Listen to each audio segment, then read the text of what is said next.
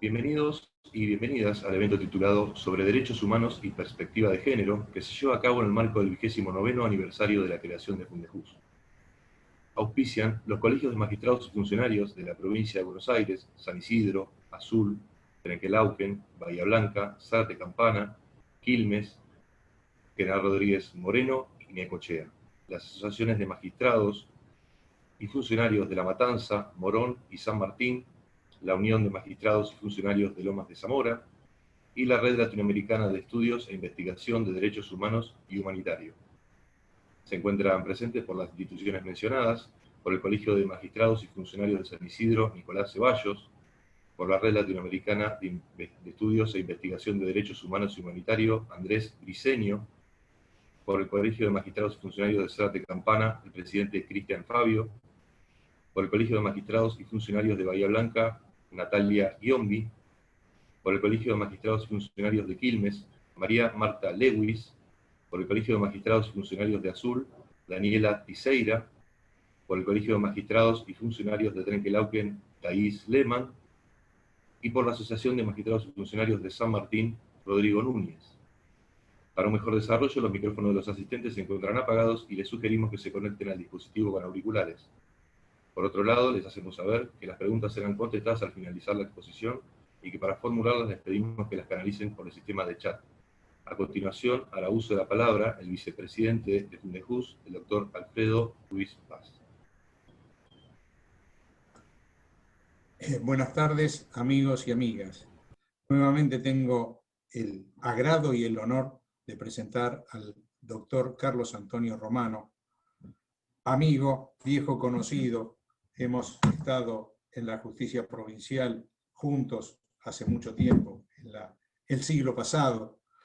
Luego de retirarse de la justicia, siempre se preocupó, se capacitó, obteniendo un doctorado en la Universidad de Morón, participando activamente y siendo nombrado, designado embajador. Su experiencia, su preocupación por los niños, por la adolescencia, lo ha llevado a ser un experto en derechos humanos, en infancia, género.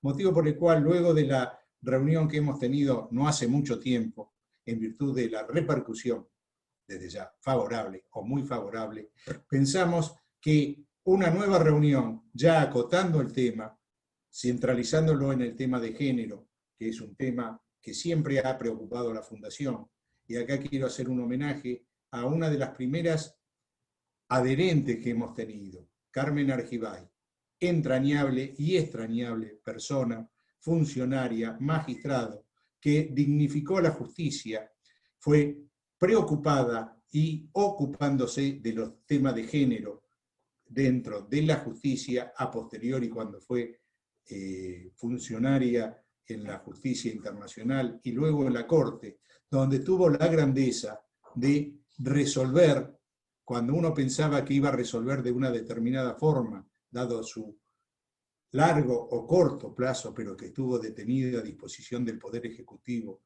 en el inicio de la dictadura militar, resolvió ajustado a derecho y confirmando una resolución donde los derechos humanos, pero consideró que debía primar, donde demostró su gran grandeza.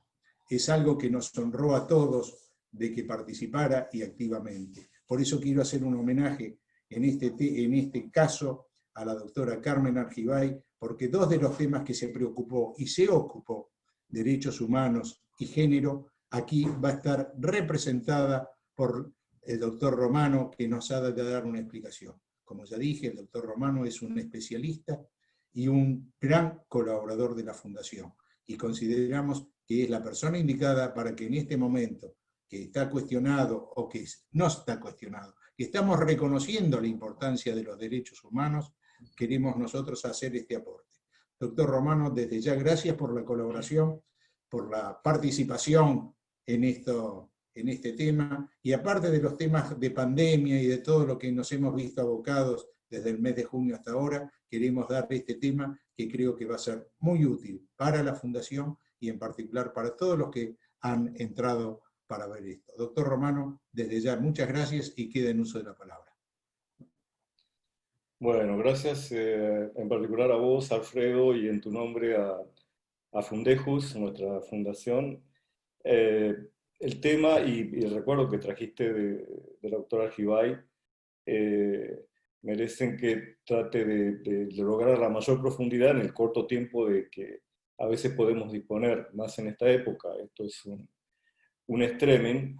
No dejaría mucho lugar a una introducción histórica sobre esquemas de feminismo, de identidad de género y toda la circunstancia de autopercepción. Profundizaríamos mucho, y tal vez para otras circunstancias, eso que hablé vez pasada en este mismo ámbito, cuando me refería a una crisis de sustitución, citándolo a Rodolfo Vigo, una crisis de sustitución que hubo después de la Segunda Guerra Mundial con respecto a los derechos humanos como lo conocíamos tras la Revolución Francesa, y creo que hoy una crisis de sustitución del derecho y del sistema mismo después de este esquema de la pandemia.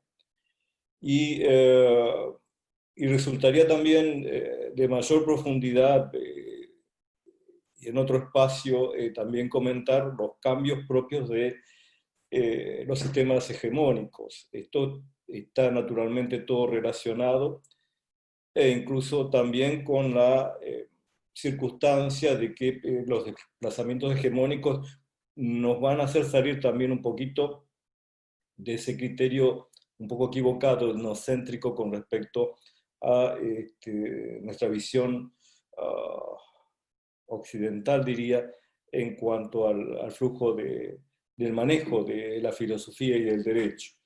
Pero sin ir muy largo, si hay alguien que me puede ayudar a hablar de feminismo como esa construcción, que también yo hablé, recuerdan la semana pasada, la vez pasada, al reinterpretar el esquema de derechos humanos y lo relacioné con los movimientos feministas de los 30, los sufragistas, y su vínculo incluso con el derecho a la paz. Les diría que a mí me es muy grato siempre hablar de derecho a la paz, y cuando ingresamos en temas que sostienen un debate como este, que hay que profundizar necesariamente justamente para poder aprender todos, me lleva a una idea de siempre involucrarme con los que, aun cuando no pudieran pensar como yo, son fáciles de entender. Así, quiero arrancar esto leyendo una entrevista que le hicieron a la doctora Diana Mafía. Ustedes saben que ella es filósofa, está en otra ciencia distinta a la nuestra, y que yo me voy a abocar a perspectiva de género desde la mirada del derecho. Porque en una entrevista que ahí la tengo, ella hace con Infobae del 15 de septiembre de este año, muy cercana, casi como que define lo que uno quiere transmitir sobre feminismo para poder perambular e ingresar a hablar de perspectiva de género y sus circunstancias actuales en pura realidad. Ella dice: en el feminismo contemporáneo hay discusiones muy fuertes, porque los feminismos son movimientos muy diversos y en muchos casos en disputas con ciertos temas. Uno de los temas en disputa, por ejemplo, es la prostitución. Legalizarla o considerar que es un modo de esclavitud y entonces establecer prohibiciones. Crear sindicatos o prohibirlos. Esto es un dilema hacia adentro de los feminismos. Creo que muchos de estos temas están en debate en la teoría, pero pueden encontrar unidad de acción práctica. La cuestión de la agencia, es decir, ¿quién puede considerarse agente del cambio del feminismo? ¿Los varones pueden ser agentes del cambio? ¿Las personas trans pueden ser agentes de cambio? ¿Nos podemos encontrar en la calle como parte de una misma lucha? Ella dice, por supuesto que sí. Yo también creo que por supuesto que sí, más allá de quien estuviera o no dentro del esquema feminista, la necesidad de encontrarnos en la calle es una expresión muy rica. El feminismo proviene de un primer momento de construcciones a partir de una línea radical, liberal o socialista, considerado como feminismo universalista, en el cual ya desde los 40 se hablaba de esta perspectiva de género y del género como una construcción de la mujer a través de la cultura. Que tiene mucho lío todo esto para quien no puede separar lo esquema del binario y lo biológico. Pero luego vienen también las continentalistas, y muchas de ellas ya dentro de un diferencialismo marcado, en donde relacionan, al decir que la diferencia no es de ningún modo desigualdad.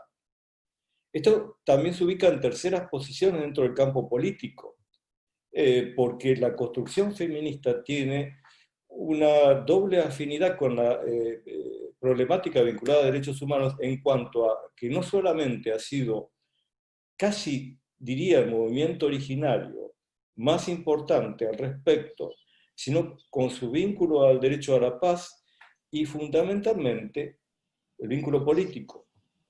De modo que la aparición después de feminismos, como el italiano o el francés, en contradicción con el propio europeo de los primeros tiempos, y citemos a Simone de Beauvoir allí, nos trae la idea también de que esto llega en un momento a instalarse en una problemática de crisis en donde el etnocentrismo, justamente por eso estaba hablando de los cambios hegemónicos, se está acabando, y le diría que casi el multilateralismo, es decir, la construcción de ONU, de los regionalismos, OEA y demás, que se llegan a convertir en un factor importante, muy deseado para combinar en un sistema de seguridad internacional que a su vez nos traiga paz, y que tan nuevo ahora disfunciona notablemente. ¿A qué dará lugar esto? La caída de los multilateralismos, la circunstancia del etnocentrismo, no lo sé. Lo único que para entender qué ocurre con este movimiento del cual después se desprende lo que vamos a tratar de definir como perspectiva de género, les diría que también en los 40, precisamente en el 49, Eva Duarte veía estas cuestiones sobre la problemática de la mujer obrera, campesina, con una circunstancia de religiosidad hispana, no proveniente de, o mejor dicho, si bien proveniente, no relacionada intrínsecamente con los afroistas europeas. Y en su época ya, es decir, Simone de Beauvoir había editado Le Deuxième Sexe, no podía desconocerlo bajo ningún punto de vista. Es decir, ¿qué está ocurriendo en medio del debate? Que es un debate rico, es un debate frondoso, circunstancial, pero que mientras debemos entender en determinados ámbitos, y por qué no el nuestro, el jurídico, el académico, el político, preferimos a veces hablar de Judith Butler, en tanto Nazara Yadig Said, así se llama, una argelina de 26 años, hace 2 años está en España como refugiada, está hablando de esta problemática dentro del Islam, y está relacionando las políticas de identidad como una especie de festejo de la diversidad cuando hay otros problemas que atacar inmediatamente, como que no en contradicción, pero en esta mirada, porque la tercera parte de la humanidad sigue siendo occidental, pero luego tenemos un tercio asiático y el otro tercio es musulmán. Dentro de estas realidades, ¿cómo empatizamos? Y bueno, voy a tratar de hablar circunstancialmente y lo más rápido que pueda de lo que considero el marco normativo, el estado del arte, como decimos, para luego comentar cómo se deben interpretar un poquito más, si bien ya lo hice en la charla pasada, las convenciones internacionales, cuál es el margen de apreciación que tienen los estados, y después tratar de descifrar cuál es el origen del término género, que nos está suscitando la mayor necesidad de descubrirlo de una manera empática, con apertura y llevado un poco, como decía, una feminista a un encuentro de todos también. Fundamentalmente, ¿por qué? Porque todo el sistema de derechos humanos al cual el feminismo acompaña es una instrucción de diálogo para el encuentro. Un sistema que nació para la paz, para el diálogo de las ideologías, de las religiones, de las filosofías. Una idea que al nacer para la paz nos hace entender que las guerras no son las únicas formas de violencia, por lo cual el mayor trazado entonces va a estar sobre el factor violencia. Por eso hablamos de violencia de género antes de violencia doméstica, intrafamiliar, y un marco normativo que va a estar regado, obviamente, por la CEDAW, que se vincula en 1979, por Belén do Pará, 1994, pero también por la Convención de las Personas con Discapacidad del 2006. Vamos a citar la ley 26485, nuestra ley nacional del 2009. El convenio OIT es muy importante, las visiones de los diferentes convenios de la Organización Internacional del Trabajo. Este es el 190 del 2019 y por fin, por supuesto, en Argentina, la ley Micaela. Pero ¿cuál es el fundamento base de CEDAW? CEDAW nace para eliminar los prejuicios, las prácticas basadas en la idea de inferioridad o superioridad de cualquier sexo o en funciones estereotipadas de hombres y mujeres. Eso lo van a encontrar en el artículo 5. Y tiene una definición muy clara en el preámbulo, también sobre esta parte de la necesidad de cambio de patrones socioculturales, esto es en el cuarto y quinto párrafo, en el referido a una idea principal en función de los derechos económicos, sociales, culturales y ambientales, los que llamamos DESCA, derechos de tercera generación, imbricados con la salud, el trabajo, la educación, y en definitiva después el desarrollo ya en cuarta generación. Por eso también voy a referir a factores, y voy a hablar del factor de aceleración que imprime CEDAW. CEDAW tiene un articulado base en el 3 y el 4, en donde habla de que los estados, partes, tomarán todas las medidas, en todas las esferas, para garantizar el goce y goce de estos derechos humanos en una igualdad de condiciones con el hombre. Recordamos aquí, lo había explicado ya vez pasada, que el paradigma, el modelo de cambio, sin duda estuvo en la Carta de Naciones Unidas cuando en 1945 habla de la igualdad de derechos entre la mujer y el hombre. Pero claro, necesitábamos sumar a ese paradigma, a ese modelo, a ese cambio cultural, ahora una perspectiva.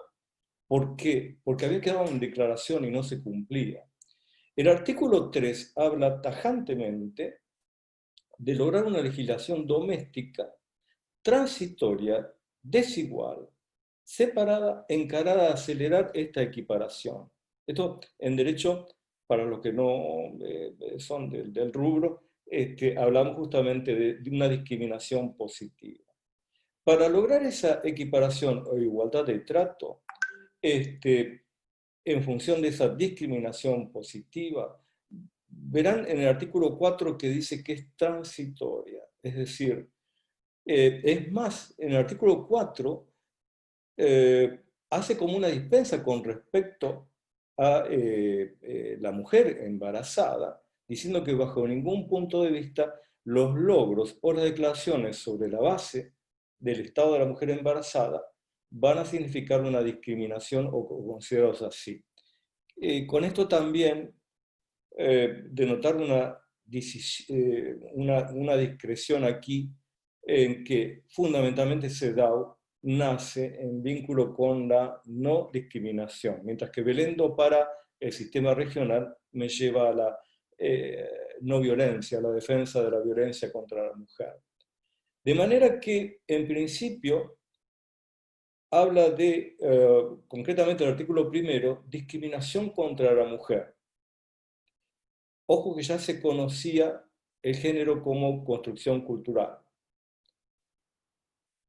El tercer factor tiene que ver con la disciplina sobre las perspectivas de los derechos humanos. Esto es que se da o entiende que la discriminación ofende no solo la dignidad personal, sino también la familiar, y es obstáculo a la sociedad. Recuerdan que cuando hablábamos en la anterior charla, o si no vayan a Fundejos la tiene subida en YouTube, explicaba mucho esto de las perspectivas y hablaba de perspectiva familiar por una confusión que a veces hay con respecto a modelos y perspectivas, miradas, forma de encauce. En esta, la perspectiva familiar no puede estar contradicha nunca por esta nueva perspectiva que va a llamarse después, en los 90, concretamente en Tokio, en Beijing en 1995, como de género. Mientras tanto, se sigue hablando de garantizar la participación de la mujer teniendo presente el gran aporte que ella da al bienestar de la familia y al desarrollo de la sociedad. Y reseña la importancia social de la maternidad y la función tanto del padre como de la madre en la educación de los hijos, en base a una responsabilidad compartida. Primer eje esencial, les digo porque sé que hay muchas, bajo ningún punto de vista la convención quiere que la mujer se libere del cuidado. No, es decir, la cultura del cuidado, que está muy fundada y razonablemente fundada, más ahora en tiempos pandémicos, implican que el hombre también debe aprender a cuidar. Y esto es a la par. Entonces, el cuarto factor que podría señalar, y voy tratando de adelantar, es que sí se dan factores irrenunciables.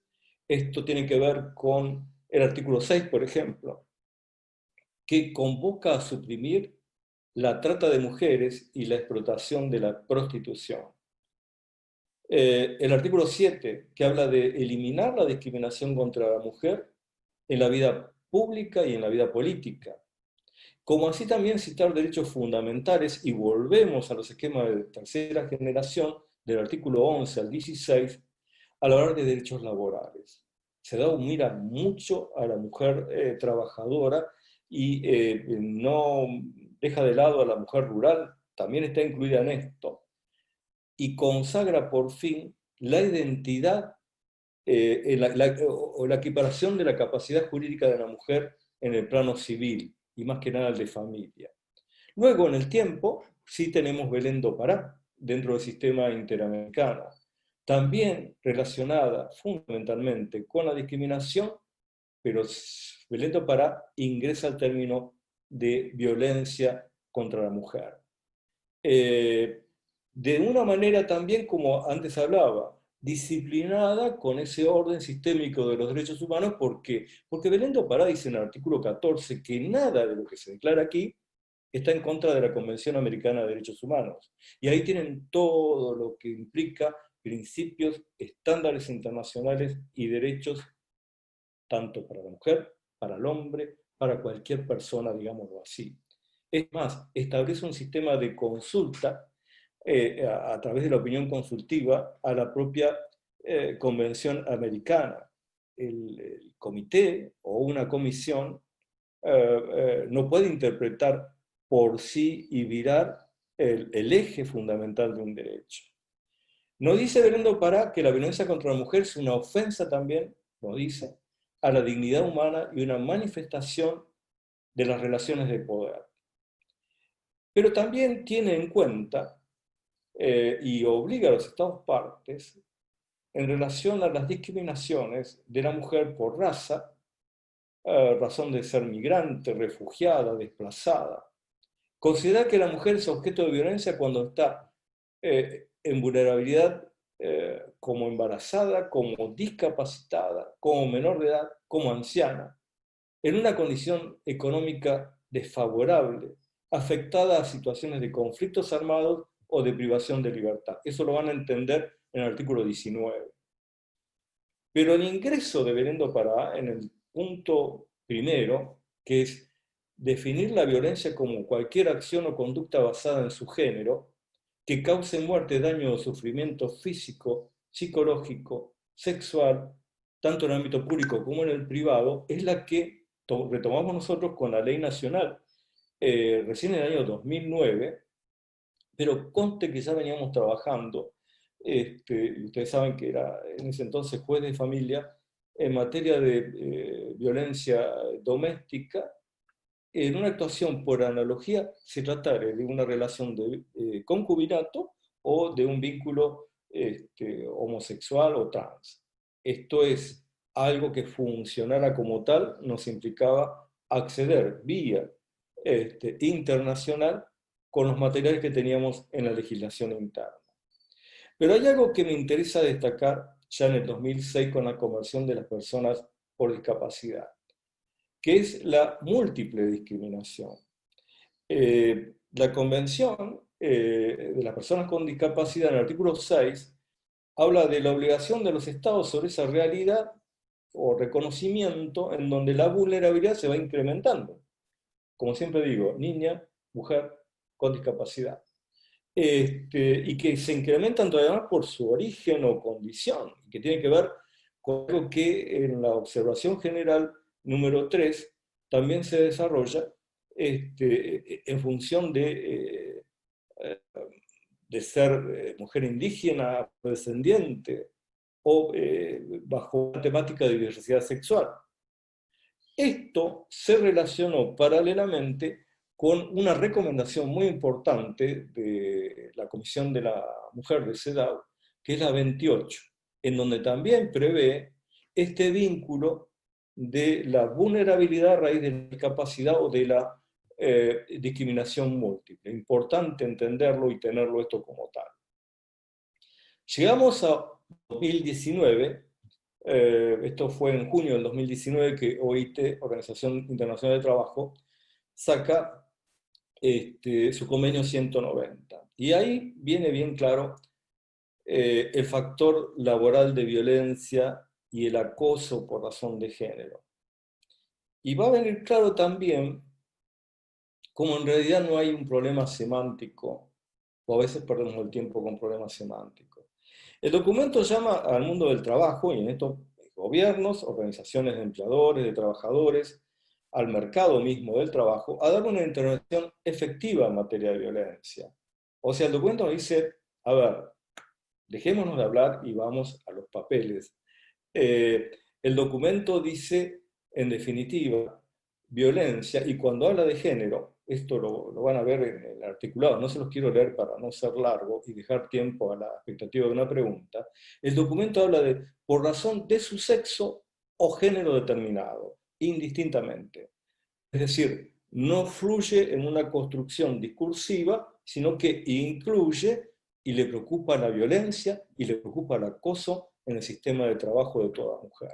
Esto lo van a encontrar clarísimo en el artículo 1 del convenio OIT, después por favor véanlo y lo van a entender así. Hasta que llegamos por fin a la ley Micaela, diciembre del 2019. La ley Micaela tiene un factor de identidad de género. Es decir, la ley Micaela nos habla de violencia, de no discriminación y también de identidad de género. Y contiene un mandato nacional a educar sobre derechos de género y a evitar estereotipos que induzcan a una desigualdad o lo peor, alguna discriminación que conduzca a la violencia. Después, si quieren, fundamos más aclaraciones sobre la ley Micaela y sobre las resoluciones administrativas del Ministerio, que obviamente tienen sus pormenores. Pero lo cierto es que el segundo punto a tratar, después de desarrollar resumidamente el marco normativo, disculpen, no puedo más, por razón de tiempo, debemos, y a todo esto hay que agregarle todo un desarrollo que hubo en el sistema penal, en los sistemas de familia, en el propio sistema laboral. No podemos olvidar un montón de legislación que fue fluyendo como ramas de un árbol con respecto a estos encuentros internacionales. Pero ahora quiero hablar de cómo ingresan los derechos humanos a nuestra legislación. Y lo hago justamente como fue la charla pasada, con el mejor sentido de visibilizar cuestiones que a veces nos toman por error o nos llevan a una discusión entre sordos. Adaptar los derechos humanos a la realidad del signo de los tiempos tiene mucho que ver con la conflictividad que hay a raíz de la correcta integración supranacional. Creo que no hicimos una correcta integración supranacional más allá de los padres del internacionalismo. ONU nunca llegó a ser un sistema democrático en particular, y como explicaba la vez pasada, creo que la gran caída y la gran disfuncionalidad se marcó claramente en el año 2003. Pero lo cierto es que esa falta de integración supranacional también trajo aparejado otro problema.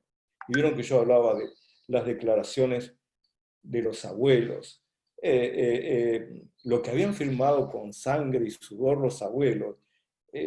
¿Cuál es el problema? El riesgo de mutación de lo que declararon los abuelos, de cambiar. ¿Por qué?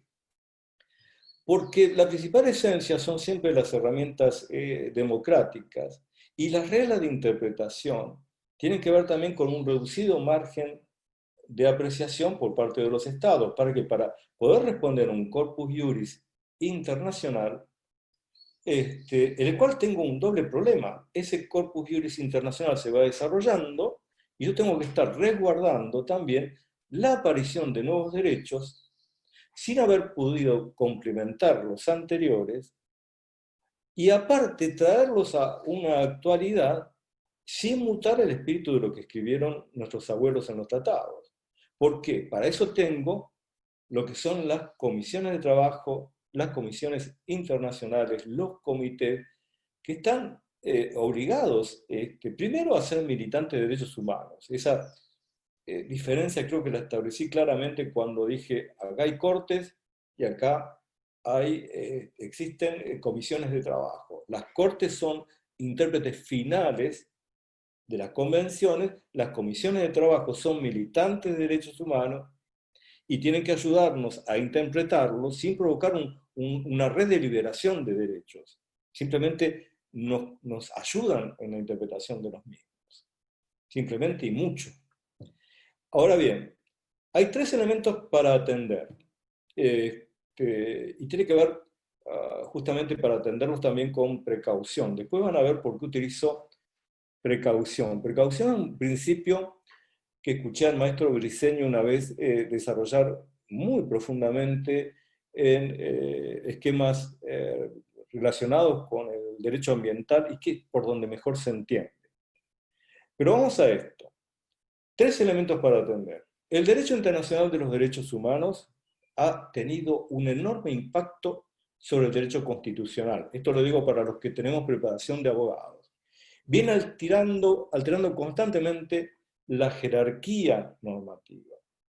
Y creo que se difunde poco en materia de derechos humanos y menos de derecho internacional de los derechos humanos en nuestras preparaciones como abogados. Lo segundo es que la perspectiva de género es un ingreso que tiene un doble ingreso. Es un ingreso que llega por convenios internacionales, pero a su vez viene mucho derecho por el soft law. Soft law es un derecho blando, que no puedo dejar de considerarlo derecho. No tiene la incidencia que tiene un mismo convenio, pero sí me está mostrando el frondoso trabajo de una comisión de trabajo, de un comité ejecutivo, y ni que hablar del comité CEDAW. Pero es ingresos soft law. Ahora bien, el tercer ingrediente es que no es fácil llevar esto a la comunidad, por lo cual se debe evitar introducir mediante una militancia que no reconozca el desarrollo del debate, que no permita que cualquier ciudadano, cualquier persona, sea la edad que tuviera, no se encontrara seducido a debatir en materia de derechos humanos, máxime los que tienen que ver con el género. Y el sistema de derechos humanos tiene que ver con principios. Esto es lo otro delicado también. Yo acá les señalo 3 principios también. El principio de la no injerencia, eso es el artículo 2.7 de las Cartas de las Naciones Unidas. Yo no puedo asumir que mi Estado reciba una injerencia externa. Puede haber una incidencia, para eso están las comisiones de trabajo. Pero ¿qué ocurre? Miren lo que está pasando con la Organización Mundial de la Salud. Aparentemente, casi el único organismo con vida de Naciones Unidas. ¿Cómo logra reunificar el multilateralismo en un momento de pandemia, donde resalta el enfrentamiento de China y Estados Unidos y un desguace económico, casi les diría un cambio de pase al sistema económico? ¿Cuál es su incidencia? Esta es otra cuestión también. Pero el principio de no injerencia sí implica de que de ningún modo yo puedo recibir más que recomendaciones, observaciones que me ayuden a mantener en vida el sistema de derecho internacional sustentado por los abuelos. El segundo principio, el de precaución, tiene que ver que en caso de duda debemos procurar no alterar la naturaleza de las cosas. Esto hasta tanto estar seguro de que no provocamos un daño. Miren qué de cuidado, ¿no? Principio de precaución, por eso no. Es decir, si no estás seguro que no vas a dañar, no ingreses modificaciones rápidamente. Y por fin el principio evolutivo. Acá está la madre del borrego, como decimos en Argentina. Es decir, el principio evolutivo tiene que ver con que estos derechos van provocando una evolución en el signo de los tiempos, como les decía, una traída a la necesidad real, diaria, cotidiana y presente. Y acá tenés 2 escuelas, una es la escuela originalista y otra es la no originalista. En la escuela originalista lo que prima es que interpreto, voy leyendo fundamentos, me tomo de la Convención de Viena sobre la interpretación de los tratados. Los fundamentos decía que dieron los convencionales al desarrollar el tratado. Me tomo del léxico, me tomo del ambiente teológico, hacia dónde iban, y el no originalista tiene que ver con considerar que la Constitución vive, es decir, es una Constitución viviente, no está plasmada y se quedó allá atrás, y en este caso el tema es, debo flexibilizar en alguna medida lo que está dicho, y ahí es donde tenemos el problema de mutar o no mutar. Esto es una cuestión esta. Pero es un tema de debate, es decir, lo estoy trayendo para ver dónde podemos tener las zonas grises. Si de algo estamos hablando cuando nos referimos a feminismo, perspectiva de género, identidad de género, autopercepción, ingreso del esquema binario o por razones culturales, en realidad hablamos de una gran grieta. El problema es que uno puede hablar de una grieta y comunicarse hasta con su mejor amigo. Me ha pasado a mí cuando voy a la montaña y escalo. Estas son grietas en donde lo ves al otro y no le querés hablar. Y el punto fuente es que me parece que es justamente donde tenemos que posicionarnos, porque si podemos cambiar este estado de cosas, podemos cambiar todo lo demás. Y tiene que ver entonces también con que no podemos obligar a los estados a que legislen sobre la opinión de los expertos, sino sobre convenciones internacionales, sobre resoluciones de las cortes, y que estamos hablando en el tema particular, no de perspectiva de género, sino de identidad, de un cambio cultural. Estamos hablando de analizar un nuevo modelo, un montón de cosas, y que eso requiere consenso, requiere democracia, requiere debate, si no es que tiene un soporte convencional prefijado, y que me hace acordar cuando ingresamos en 1989 la Convención sobre los Derechos del Niño. y todo lo que ocurrió entre nosotros los operadores niñez, las diferencias, las divisiones, un montón de cuestiones que sería largo meter. Pero en definitiva, referido al principio de interpretación evolutiva, que es donde pongo el cuidado, creo que se trata de un problema de modalidad, no de un problema de fondo. Pero sí me está llevando a entender que lo político, lo jurídico, lo académico, quizás se estén llevando con una anormal equidistancia de la mirada popular. Y es ahí donde está mi problema.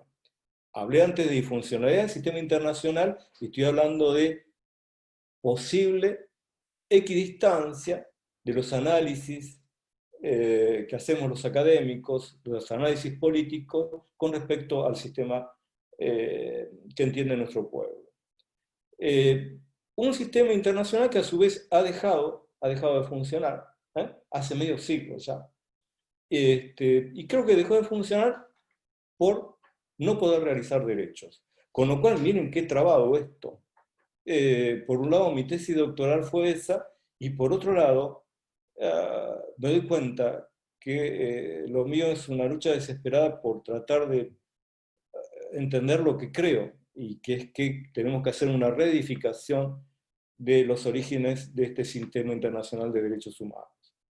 Entonces, la modalidad conveniente que estoy planteando desde esta mirada es justamente el encuentro, los vasos comunicantes que hay entre las diferentes convenciones y las comisiones. Por eso hablé de la Convención de las Personas con Discapacidad junto con la CEDAW, recomendación 28, vasos comunicantes.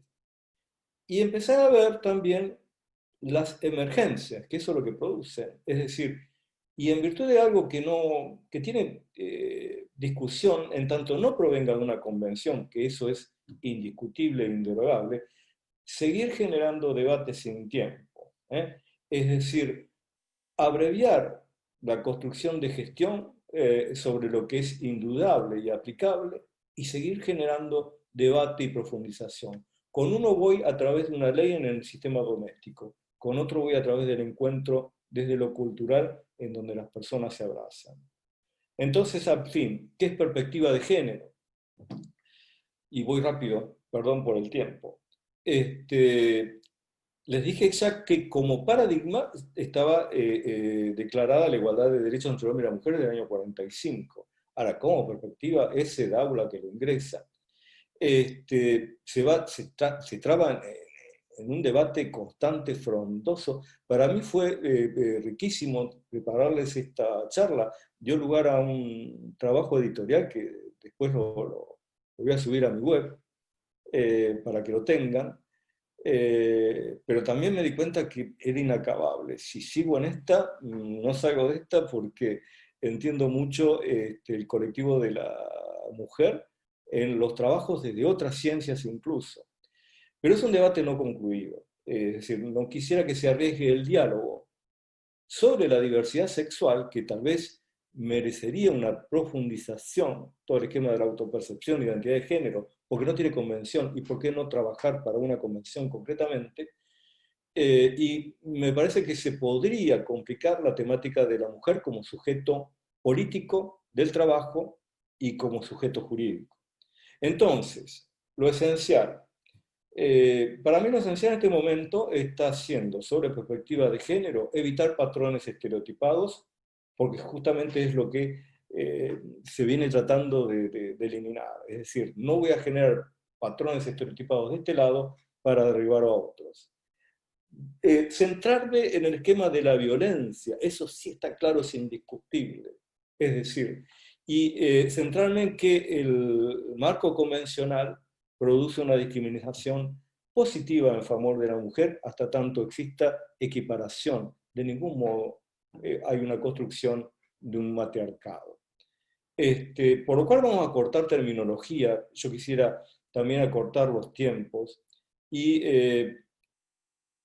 como es un encuentro de diálogo, el Corpus Juris Universal, o el Jus Cogens, como decimos, tiene que ver con un encuentro de visiones religiosas, visiones filosóficas, visiones ideológicas, laicas, agnósticas, pero por sobre todo multiculturales. ¿Qué es lo que nos quedamos un poco frenaditos acá en Occidente. Entender la multiculturalidad, entender los latinoamericanos a nuestras propias comunidades originarias y entender que existe un frente asiático muy importante para asumir y un Islam que también está presente en la cultura.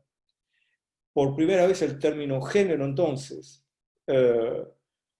abarca primeramente la igualdad de derechos entre el hombre y la mujer, y luego también da una identidad de género, y abarca entenderlo de la mirada cultural, lo mismo que desde la mirada biológica, pero de diferentes percepciones. Por eso digo a veces un diálogo de sordos, es decir, el que la mujer se hace o el sexo binario. Y eso pasado a una construcción de identidad, mi temor de que nos privemos de encontrarnos con algún vulnerable en cualquier tipo de estas circunstancias y que en vez de abrazarnos nos pongamos a deliberar con él o con ella. Entonces, son aspectos del disenso que necesitan más democracia sin duda, por lo cual concluyo que no me parece que el problema sea el feminismo o el problema es la religiosidad o la diversidad sexual. Yo creo que sigue habiendo un exceso de individualismo, de anormal autonomía de la voluntad, que sigue habiendo un lenguaje no accesible, ¿sí? Y que la disfunción del sistema indudablemente es la que trae estos problemas y que de algún modo vamos a tener que solucionar desde un espacio. ¿Y cuál es el espacio real? Y me preocupa, creo que algunos gobiernos podrían estar ocultando la no realización de derechos detrás de la discusión, de derechos fundamentales detrás de la discusión de derechos todavía nuevos. Se podrían estar violando normas convencionales, constitucionales y legislativas internas por esta no comprensión de lo armónico, de la interdependencia de los derechos humanos y desde las perspectivas, perspectiva familia, perspectiva niñez, perspectiva de género. Y por permitirse a veces injerencias sobredimensionadas del exterior. Con lo cual, leerles nada más del 2 de octubre del 2020. En La Nación hay una nota referida, la tengo después para pasarle el link, a la reunión virtual que tuvo ONU sobre la mujer. Ustedes sabían que ONU se reunió y trató el tema de la mujer el 2 de octubre de 2020. Bueno, no pudieron limar sus asperezas, fue un enfrentamiento entre China y Estados Unidos. Surgió la preocupación del presidente de Francia con respecto al aborto, y el secretario general sí termina diciendo, Antonio Guterres, sobre un reciente retroceso en contra de la igualdad de género y los derechos de las mujeres. Recordó que a nivel global, 1 de cada 3 mujeres sigue experimentando algún tipo de violencia en su vida. Y resaltó que la actual recesión gestada por la pandemia impacta más a las mujeres porque son las primeras en perder su empleo. Guterres dijo, están experimentando una pandemia en la sobra de la violencia de género durante el COVID-19, junto con un aumento en el abuso y las prácticas represivas. Y los que estamos vinculados a problemática de familia, sí lo sabemos. Sí lo saben los que están vinculados a temáticas penales con respecto a la violencia de género. Por fin, lograr eficacia. Yo diría que necesitamos una educación más integral, más inclusiva y accesible. Son 2 palabras diferentes, pero se pueden comulgar, fundadas en una precaución y conducir un debate desde lo llano, porque de veras me parece que hay un lenguaje casi de aristocracia académica que puede superarnos en la problemática de la necesidad democrática que requerimos. Así que bueno, hasta aquí y me quedo a las preguntas que ustedes deseen. Gracias.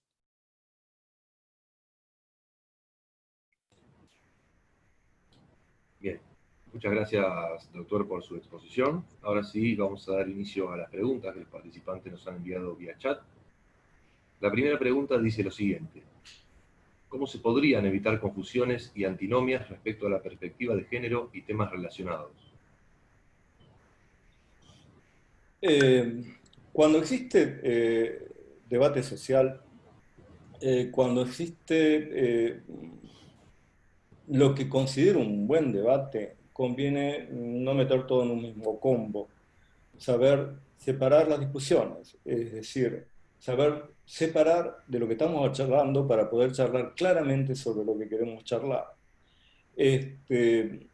Es fundamental, si no se concluye realmente en estereotipos, son Montescos y Capuletos, y yo voy a llamar la atención, sí, sobre la militancia ideológica o dogmática, provenga de donde provenga. Es decir, los derechos humanos son un esquema superador de todo tipo de militancia, porque justamente provienen de un régimen autoritario que nos lleva a una guerra con entre 70 y 100 millones de personas muertas, desde una infiltración ideológica en donde no podría haber Estado. Los estados deben procurar no introducir esquemas que todavía no tienen ese debate de encuentro. Y creo que los estados deben entender que realmente son absolutamente insuficientes en esta época, por lo cual la necesidad de que siempre hablo de ir a una mancomunidad organizada. Creo que el nuevo sistema va a tener una gran implementación de redes e interpretar que cuando hablamos de derechos humanos estamos hablando de esto. Primero están los valores, los principios, y después recién están las leyes. Gracias.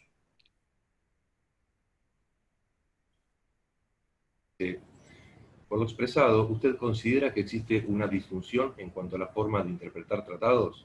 ¿Qué efectos tiene esto al legislar, educar o capacitar en género? A ver, tengo por acá, lo voy a leer, porque me gusta leer cosas del presente, ¿no? En La Nación del 5 de octubre hay una editorial de María Ayuso, muy buena, se las recomiendo, que habla sobre la problemática de identidad. Creo que el título es Yo hombre o Yo mujer, no recuerdo bien.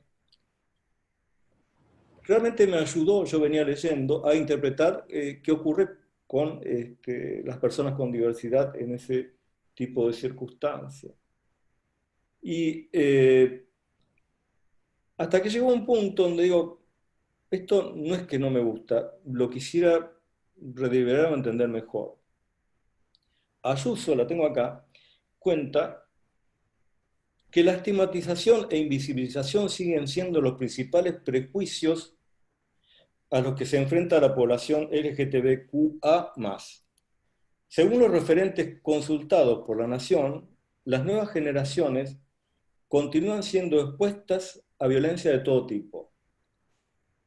Las leyes, cita alguien del programa de diversidad, alguien del INADI, que no voy a citar porque por allí estoy encarando algo que no quiso decir, dice, las leyes son apenas la losa sobre la que hay que empezar a construir. A ver, si me hablas de un cambio paradigmático cultural, no me construyas sobre una ley, porque estás hablando, es decir, sobre una ley del sistema doméstico, construirme sobre la empatía cultural, sobre las democracias y sobre los debates en donde los pueblos se reafirman votando, si siquiera a través de su representante en votación directa. Y voy a utilizar el recuerdo de Norberto Bobbio, que también se lo cité vez pasada. Norberto Bobbio murió hace poco, pero murió a los 95 años, en el 2004. Él era de 1999. Su libro, es decir, cuando dice el problema del positivismo jurídico, está marcando una clara tendencia contraria a esta escuela. Y particularmente habla de que el fundamento del derecho tiene que ver con valores principales que no pueden ser negados por los encuentros jurídicos o los sistemas jurídicos. Y habla primero de los atributos de la persona humana, con un mínimo de dignidad humana, excelencia, y habla de valores comunitarios, por lo cual también habla de solidaridad, y habla de un corpus juris universal para entendernos, evitar nuestro síndrome de Babel, como siempre explico, y dice después el derecho positivo interno.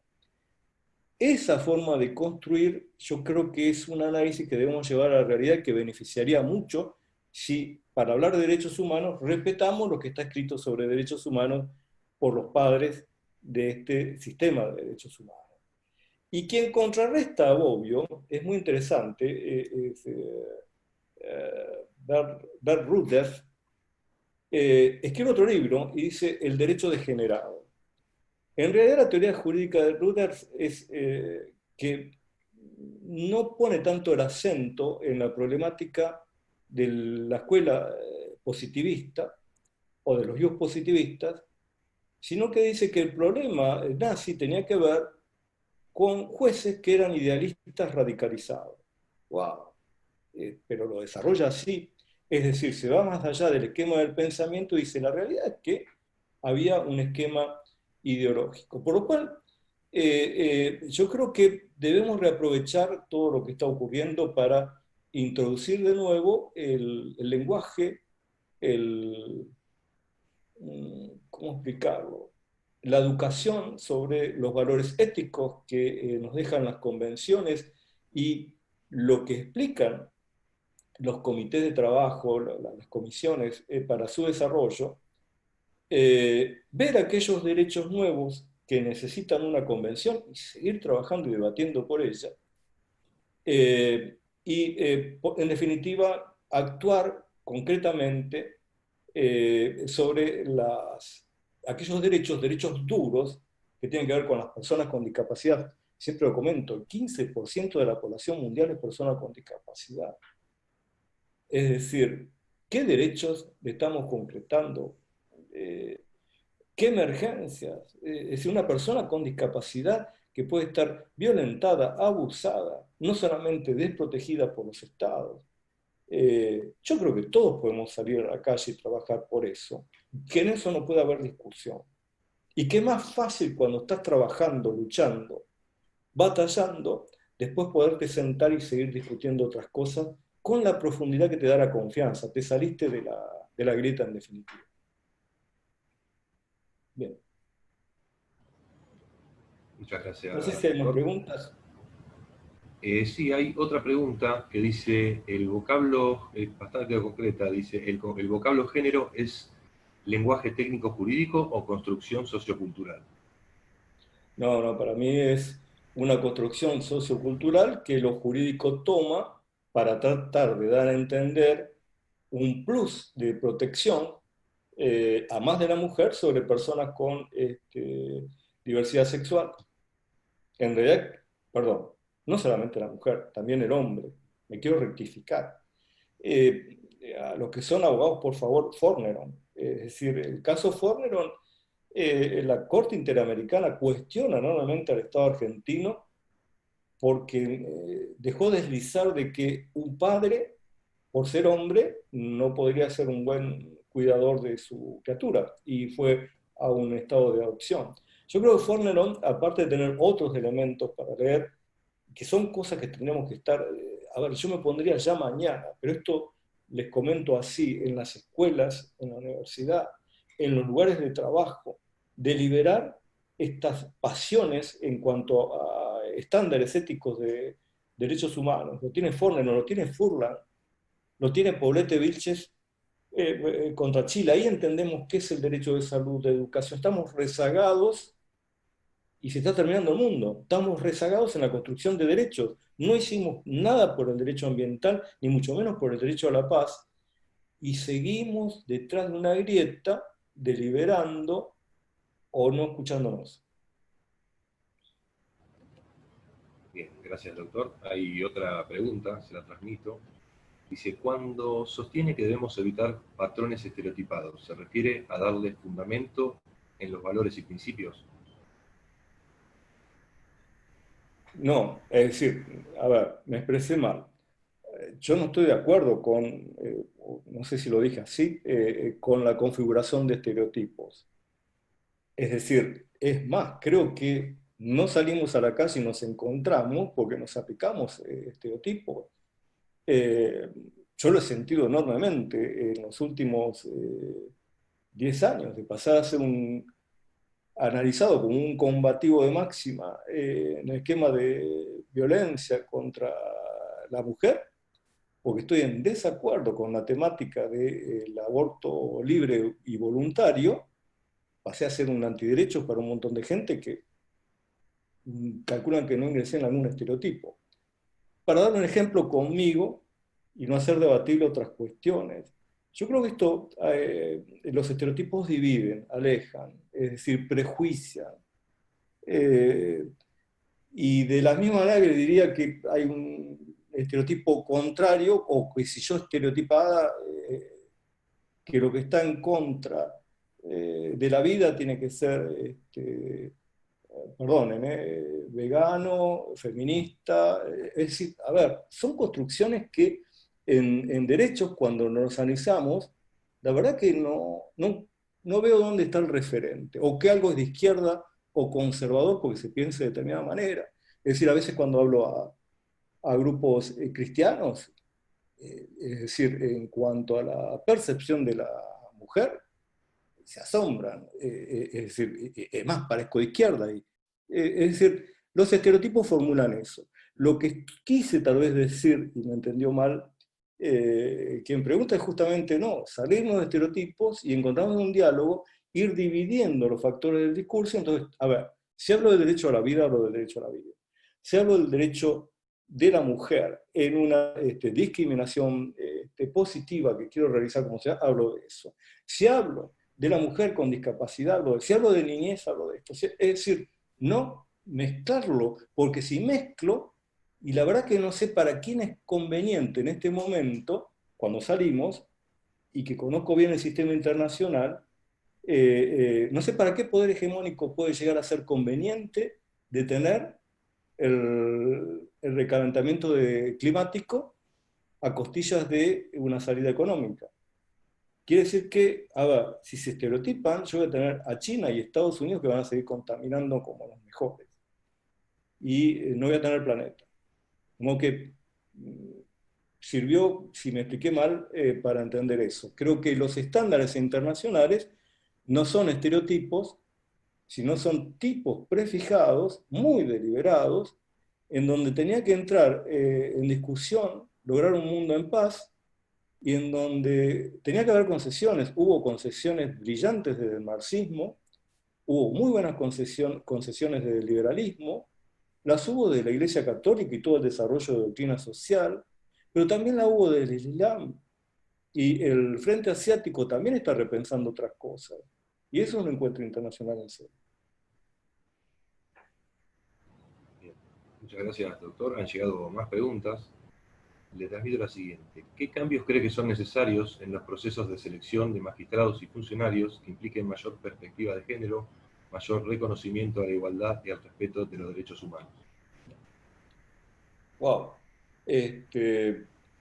Opinión personal, recién estamos justamente charlando con Alfredo. Eh, Tanto él como yo pertenecemos a una generación donde ni siquiera se hablaba de derechos humanos, y éramos jueces. Y comentaba justamente esto.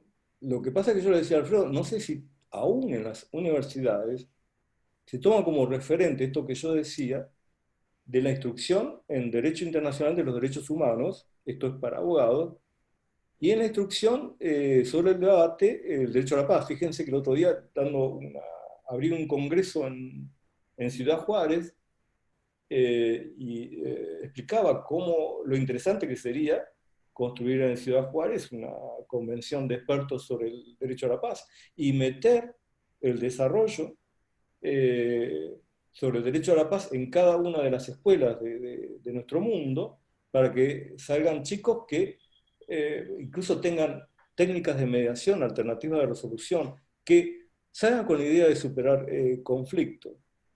De modo que, repetime la pregunta que me quiero concentrar más en ella, por favor. Sí, por favor. ¿Qué cambios cree que son necesarios en los En el tema de procesos de los jueces.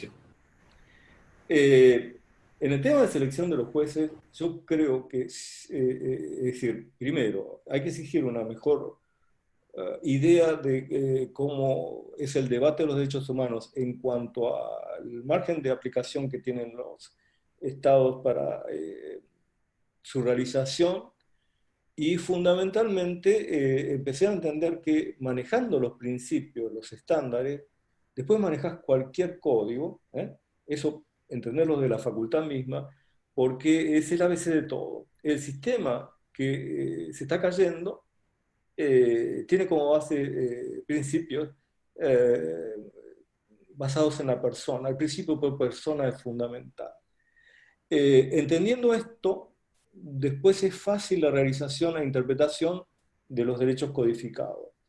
Ahora, francamente, yo creo que sería uno de los postulados mayores tener educación en materia de, tener una escuela judicial para el que quiera ser juez y proyección de exámenes con mucho conocimiento en derecho internacional, derecho humanitario, y ahora con otro derecho que yo vengo trabajando con pasión, que es derecho internacional humanitario, y agregar a eso todo lo que tiene que ver con conocimiento de derecho ambiental, derecho a la paz, perspectiva y conocimiento de género, y por sobre todo en función de las personas con discapacidad y del adulto mayor, que tienen dos convenciones y que la verdad que hablamos muy poco de los adultos mayores y de las personas con discapacidad, y son niveles convencionales de concreción de derechos. Para mí, sería necesario en los consejos de la magistratura. Gracias, doctor. Hay una pregunta más que dice, ¿cómo ve usted al desarrollo de los derechos de tercera generación en la Argentina? El debate, para los que no recuerdan, derechos de primera generación, vida, libertad, dignidad, honor; derechos de segunda generación, derechos civiles y políticos; y derechos de tercera generación, los DESCA. En realidad, a veces tengo dudas, no sé si los poderes hegemónicos actuales, o por lo menos los últimos 50 años, no nos están haciendo discutir derechos de primera y segunda generación para que no se apliquen nunca los de tercera. Porque en realidad los estados, por lo común, no ingresaron en un trabajo comunitario o en una labor de rescate de comunidad organizada como para poder cumplir realmente con los derechos de tercera generación.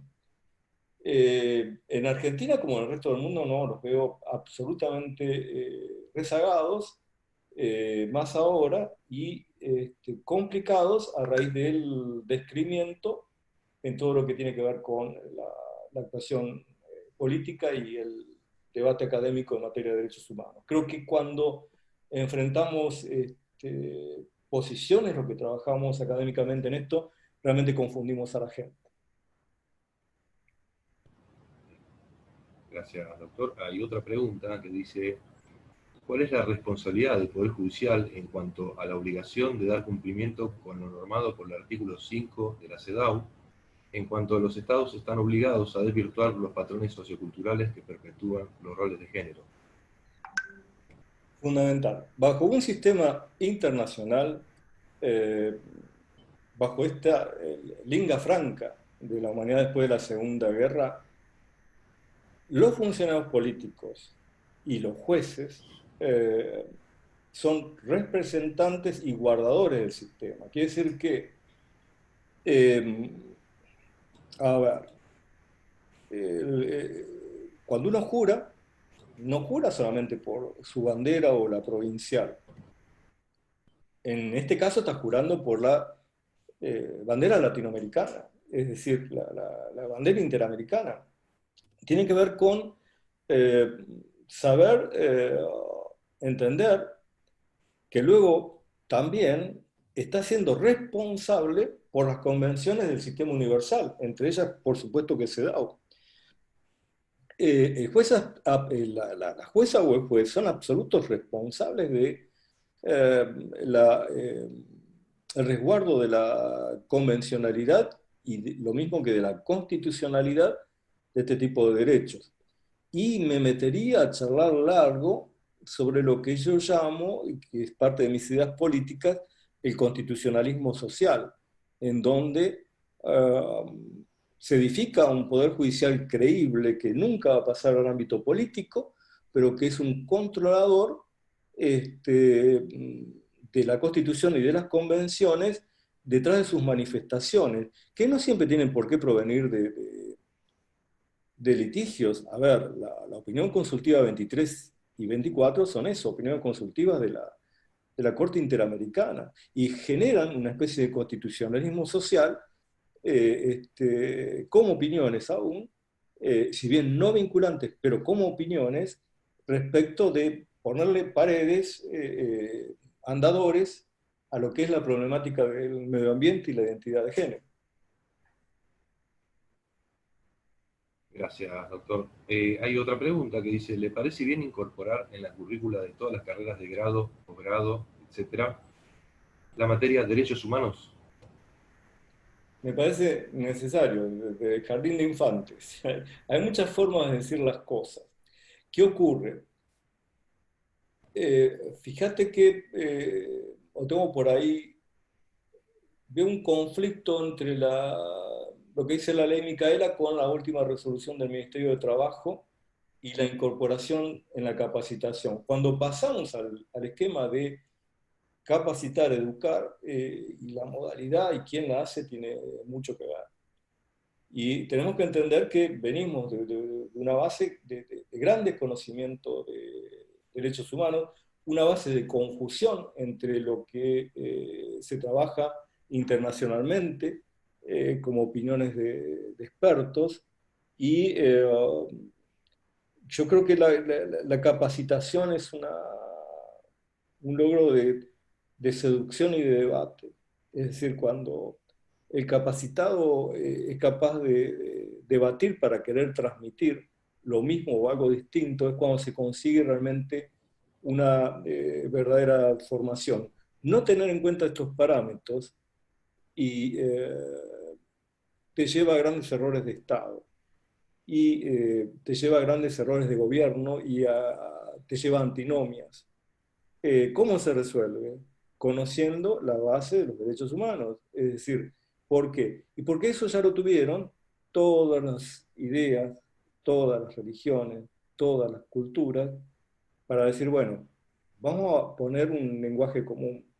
Eso se pensó como lenguaje verdaderamente inclusivo, pero también accesible. Yo siempre hablo del lenguaje accesible, y yo creo que en este momento lo hemos complicado en la formación que le estamos dando a la gente. Bien. Gracias, doctor. Bueno, hay una última pregunta. Dice, ¿usted cree en la efectividad de los juzgados especializados en género, por ejemplo? No, no. Explico por qué. Creo que la disyuntiva que hice en cuanto a no agrietar la acción detrás de lo que es un esquema de interactuación, donde predomina la preocupación sobre el empoderamiento o el desnivel de poder que me lleva a la discriminación y a la violencia, me parece que no es, es un compromiso de todas y todos, y tiene que estar en diferentes miradas de juezas y jueces, sin importar el fuero. Eh, Esto tiene que ver con una construcción en el derecho del trabajo. A mí me es fácil entender porque estuve en dos fueros, pero arranqué con el fuero de trabajo, que es predominantemente social. Eh, y bueno, esta mirada, esta perspectiva. Luego, lo que es el desencuentro, que como sostiene, y bien para mi entender, Mafía, las divisiones internas en cuanto a que si es más importante esto o lo otro, y yo les diría que convencionalmente primero están los derechos de tercera generación, y que OIT en diciembre del 2019, en junio del 2019, perdón, ahorita nomás, acaba de decir, entendemos por género tanto lo que es en función del sexo o género determinado. Con lo cual, mejor metemos todo, y donde vemos violencia, actuamos sobre la violencia. No podemos elucubraciones y damos vueltas.